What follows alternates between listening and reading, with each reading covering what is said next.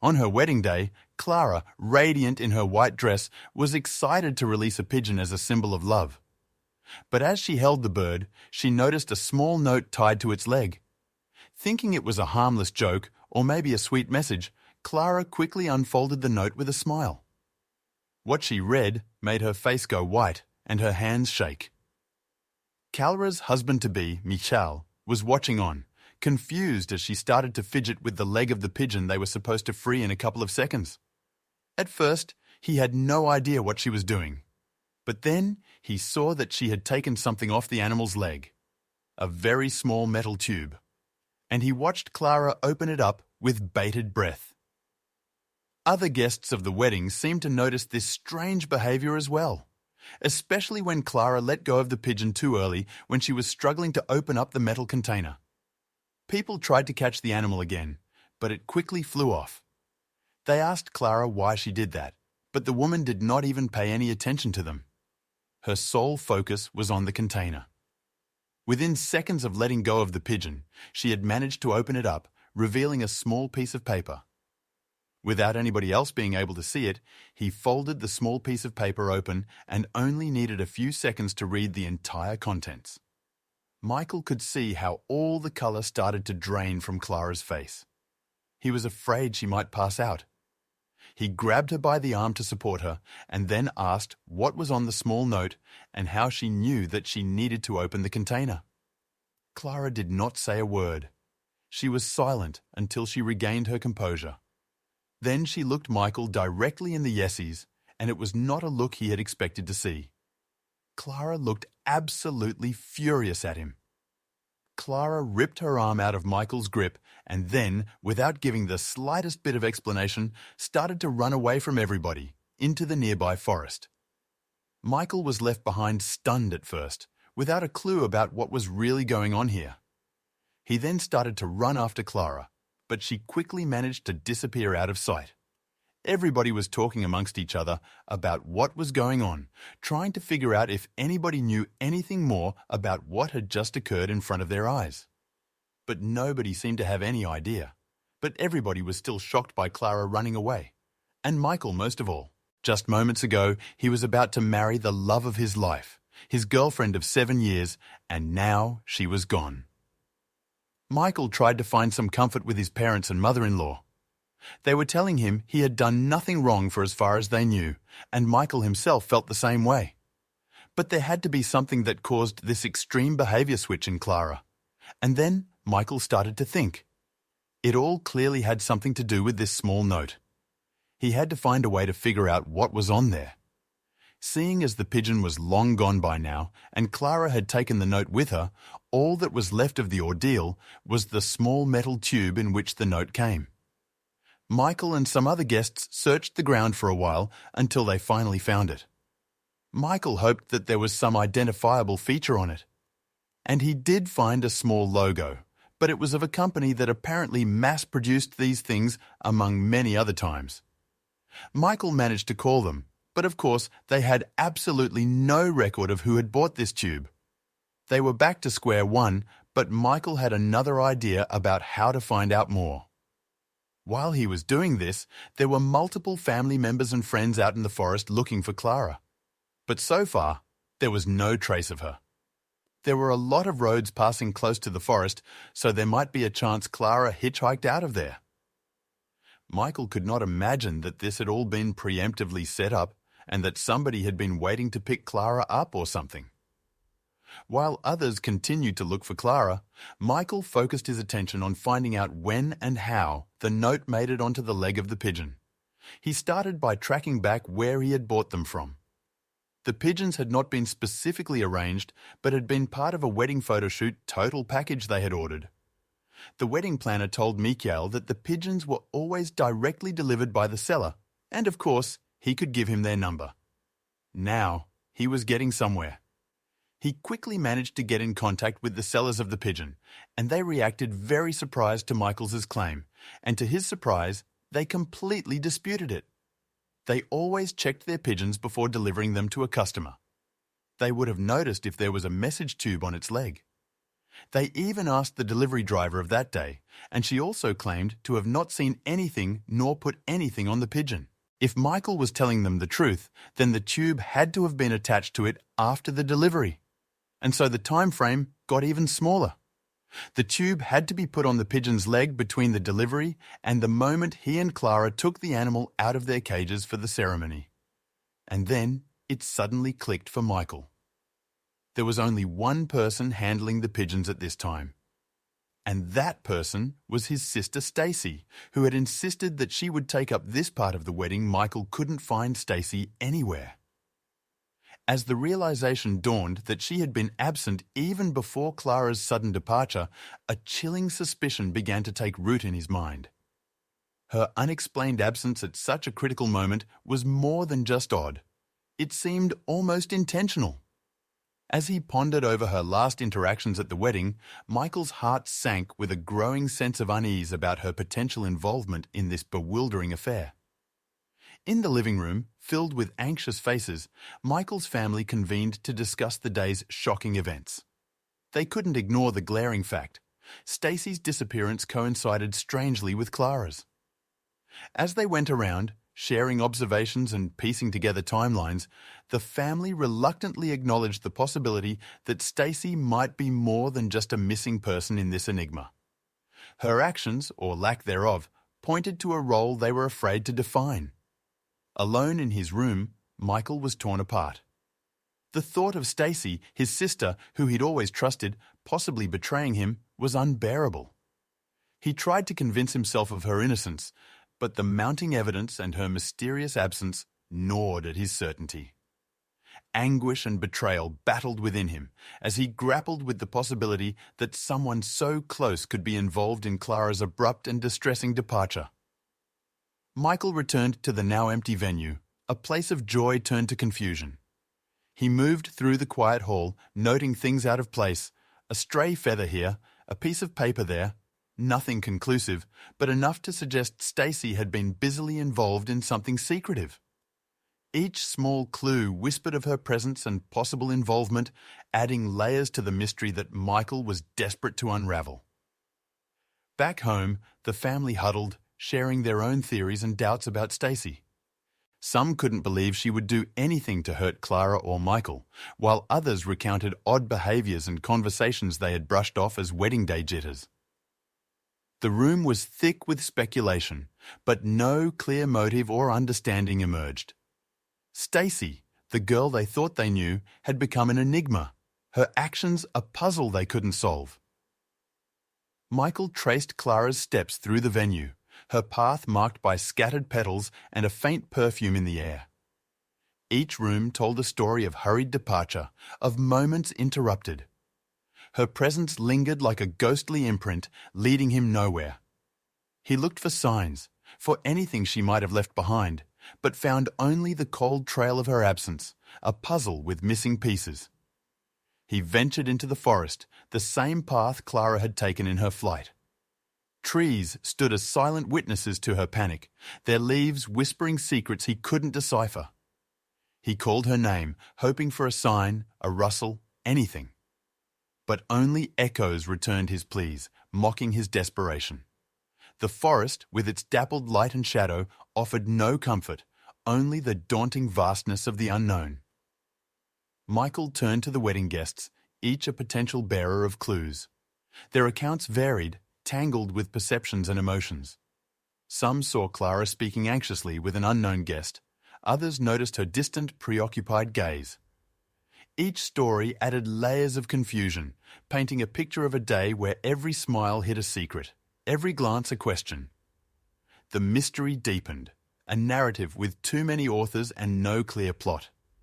He scoured the nearby roads and paths, places Clara might have fled to in her turmoil. Each route was a silent testament to her absence.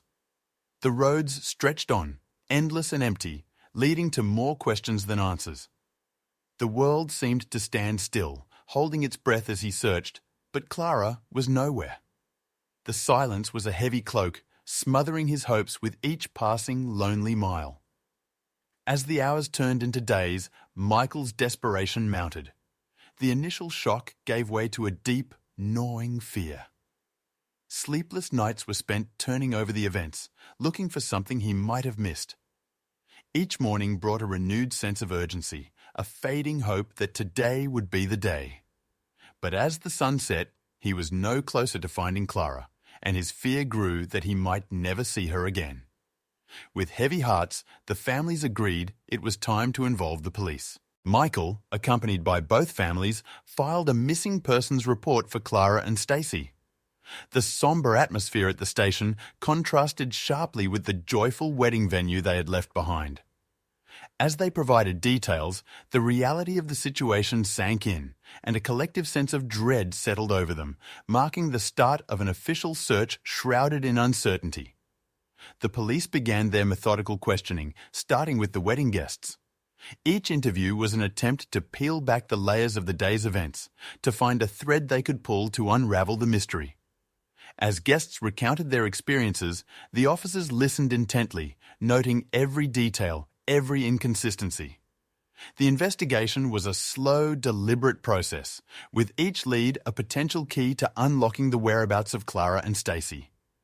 As the investigation continued, the weight of the situation pressed heavily on everyone involved. Michael watched as the officers moved through their tasks with a grim determination, their faces reflecting the seriousness of the case. The families huddled together, comforting one another while the police worked tirelessly, their presence a constant reminder of the gravity of Clara and Stacy's disappearance. Fear became a tangible entity, filling the room, thick and oppressive. The police faced a complex puzzle as they sifted through the conflicting memories of the guests.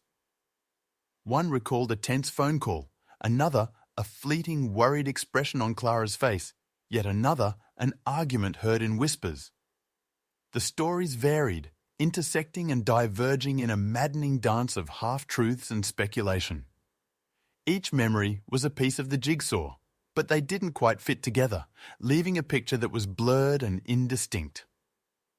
In the midst of the confusion and the growing pile of statements, the police uncovered a small but potentially significant clue. A nearby surveillance camera had caught a fleeting image of a figure that could be Clara, moving with purpose away from the venue. Though grainy and unclear, it was a lead, a glimmer of hope in the dark. Michael felt a surge of mixed emotions, relief, anxiety, and an urgent need to follow this thread wherever it might lead. The discovery of Stacy's car in a remote area sent ripples of confusion through the investigation. It sat silent and empty, a haunting reminder of her absence. The vehicle, once a symbol of mobility and freedom, now stood as a forlorn monument to the mysteries surrounding the day's events. Questions multiplied with each moment, echoing through the minds of all who stood looking at the abandoned car. The car, inspected thoroughly by the police, yielded frustratingly few clues. No note, no sign of a struggle, nothing to indicate Stacy's state of mind or her intended destination. It was as if the car itself was withholding its secrets, a silent witness to the unknown journey Stacy had embarked upon. Michael looked on, feeling the depth of the mystery deepen with each passing moment of fruitless searching. Michael stood at the site where the car was found, a crossroads of dirt and gravel, a symbolic reminder of the choices that had led to this moment. He felt a poignant mix of helplessness and determination as he looked at the diverging paths. Which way had Stacy gone? What decision had she faced here? The crossroads offered no answers, only a stark reminder of the unknown paths that lay ahead. Efforts to trace Stacy's steps from the car led to dead ends. The ground, unyielding, offered no footprints, no direction.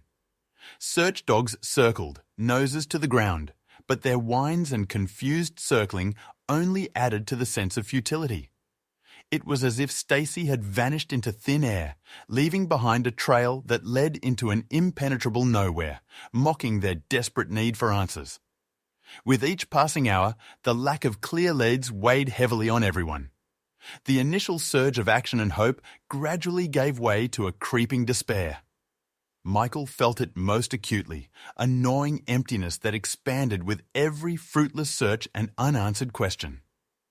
The unknown fate of Clara and Stacy hung over him, a dark cloud of despair that threatened to engulf him entirely.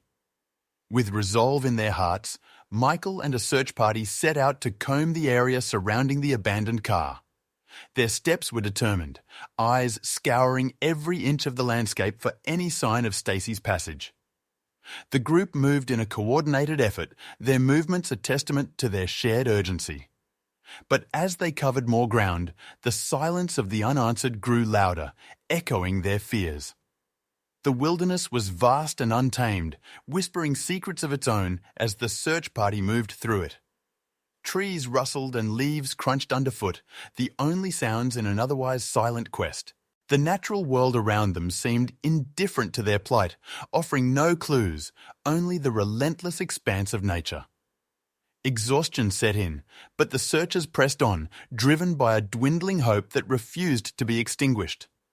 Despite their exhaustive efforts and the keen senses of the search dogs, no significant clues emerged. The scent of mystery hung heavy in the air, an invisible veil that cloaked any sign of Stacy's whereabouts. Each potential lead dissolved upon closer inspection, leaving the searchers with a growing sense of frustration and impotence. The mystery seemed to mock them, an enigma wrapped in the wilderness itself.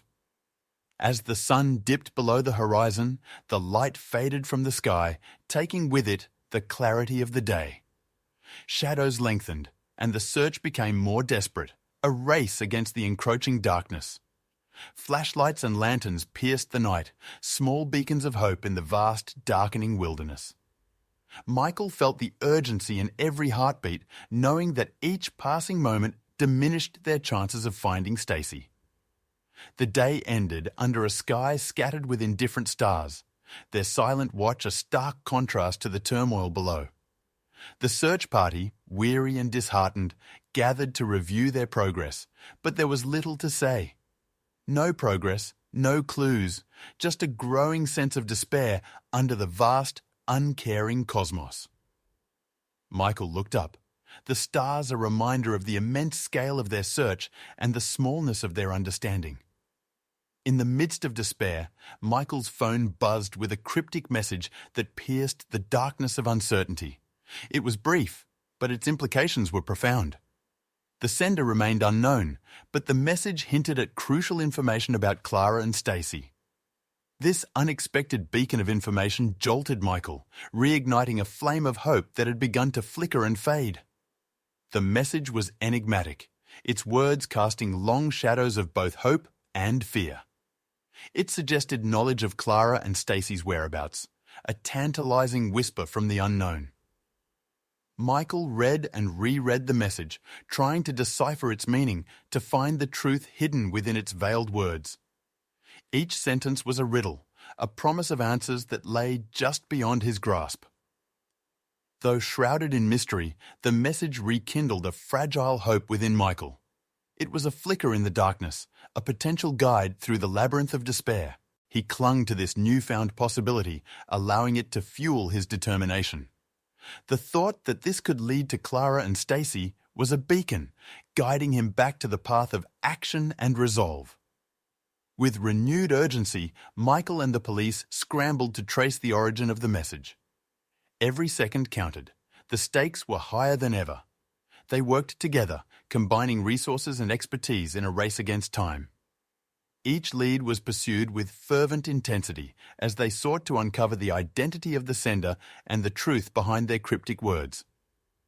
Their efforts led them to a small town a few hours away, an unfamiliar place that held the promise of answers. It was a map to the unknown, a new lead in a case that had been marked by dead ends. Michael and the police planned their next move carefully, aware that this could be the breakthrough they needed, or yet another descent into uncertainty. But the potential to find Clara and Stacy propelled them forward, into the heart of the unknown. Michael journeyed toward the small town, each mile unfolding with heavy apprehension. The road stretched ahead, a tangible symbol of his pursuit for truth. His mind raced with scenarios and possibilities, heart pounding with a mix of dread and determination. This path was one of fate, leading him toward answers he longed for, yet feared. The journey felt like a descent into the depths of the unknown. The town appeared quiet and unassuming, a stark contrast to the turmoil raging within Michael. Its streets and houses held an air of normalcy that belied the secrets possibly lurking beneath. As he drove through, the town's tranquil facade seemed to mock his inner tumult. It was a place that promised answers, yet the quietude made him wonder what mysteries were silently woven into its very fabric. As Michael and the police began their investigation, the tension was palpable. The town's calm surface began to ripple with the undercurrents of their inquiries. Questions were met with evasive glances or too quick answers. Each interaction, each piece of information added to the growing sense of unease. Shadows seemed to gather, both figuratively and literally, as the day progressed, each adding weight to the uncertainty. They arrived at the house linked to the message, its facade ominously silent and unwelcoming. It stood as a threshold to the past, a keeper of secrets that Michael was both eager and terrified to uncover. The house's stillness was unsettling, as if it was holding its breath, waiting for the truths to be unearthed. Michael's hand hovered over the door, hesitating at the precipice of revelations. Michael steeled himself to cross the threshold, every fibre of his being bracing for what lay inside. This was the moment of truth, the culmination of all his fears and hopes. His heart pounded a frantic rhythm, echoing the gravity of what this confrontation meant. He knew that stepping through that door could change everything, unveiling truths that would reshape his understanding of the past and his path forward. Inside the house, Michael's world tilted as he found Clara, Stacy, and a third, unexpected figure. Their presence was a cacophony of emotions, echoing with the pain and confusion of the past days. The air was thick with tension, each person a reminder of the twisted journey that had led them here. The reunion was a complex tapestry of relief, betrayal, and unanswered questions, all hanging in the balance. The third person turned, and recognition dawned on Michael with a jolt. It was a face from his past, someone whose life was intricately woven into the story unfolding before him.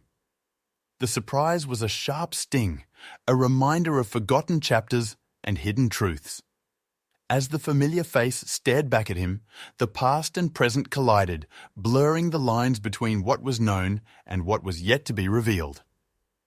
The room pulsed with a palpable confusion and tension as each person grappled with the situation. Accusations and questions flew, weaving a tangled web of truths and lies. Michael felt overwhelmed, caught in the crossfire of revelations that seemed to come from every direction. The air was thick with the weight of words unsaid and secrets about to be laid bare, each adding to the intricate tapestry of their collective story. As the confrontation unfolded, Michael was forced to face the skeletons of his past. Actions and decisions he had buried deep were dragged into the light, shattering the illusions he had held about himself. The weight of his past bore down on him, a crushing reminder of the ripple effects of choices made long ago. He stood exposed, his flaws and mistakes laid bare for all to see, the facade of his former life crumbling around him. The room was heavy with the emotional turmoil of the revelations. Words of betrayal echoed off the walls, each one a piercing reminder of the trust broken and the hearts wounded. Michael felt the accusations like physical blows, the pain in Clara and Stacy's eyes a reflection of his own inner turmoil. The air was thick with regret and sorrow, the echoes of betrayal reverberating long after the words had been spoken. In the tense room, voices rose and fell as the group confronted Michael about his infidelity. The pain was palpable, each word a testament to the hurt caused by his actions. Accusations and regrets were exchanged, a painful dissection of the betrayal that had upended their lives. Michael listened, the weight of his sins pressing down on him as he faced the raw anguish he had inflicted. Clara, her face a mask of shock and betrayal, voiced her feelings of hurt and disbelief. Her words were heavy with the pain of shattered trust, the dreams they had shared now lying in ruins. Her expression, once filled with love, was now a portrait of betrayal and heartbreak. The bond they had built over years was fractured, the cracks too deep to ever fully mend. Stacy, with a tumult of emotions swirling in her eyes, explained her motives. Her words were charged with the depth of her feelings, a mixture of anger, protectiveness, and disappointment. She recounted the moment she discovered the truth and the subsequent decision that led them to this confrontation. Her actions, driven by a complex web of emotions, were a fierce testament to her love and pain. The revelation sent shockwaves through the family, straining relationships and loyalties. Mixed reactions filled the room, some empathetic, others filled with judgment. The family, once a unit, was now a collection of individuals grappling with the new reality. Some sought to understand, others to condemn, but all were united in the heartache that stemmed from Michael's betrayal. The room became an island of misunderstanding and hurt, everyone grappling with the consequences of Michael's actions. Questions of why and how hung heavy in the air, a dense fog of confusion and pain. Each person was isolated in their own turmoil, trying to navigate the turbulent waters of betrayal and deceit. The path forward was unclear, the damage done seemingly insurmountable as they all faced the uncertain future.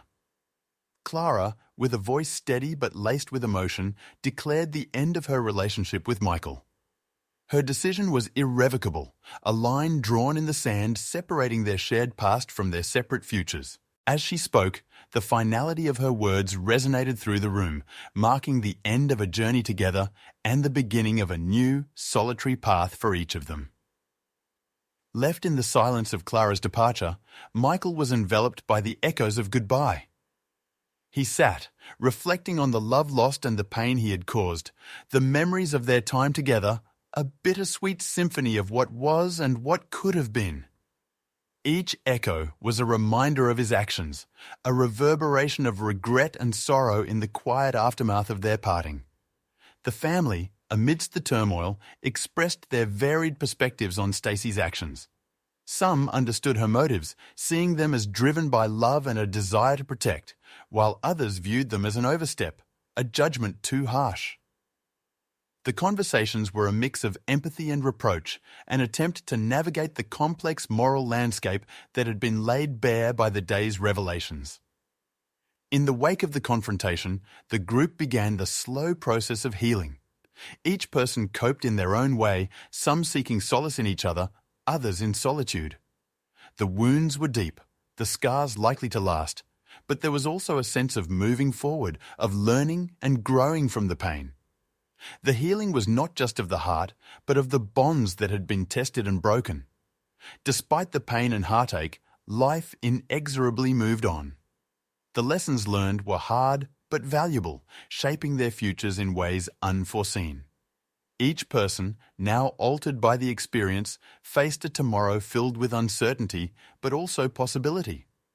The path ahead was uncharted, but they stepped forward, carrying the hope that, even in the darkest times, there's always a way towards a new dawn.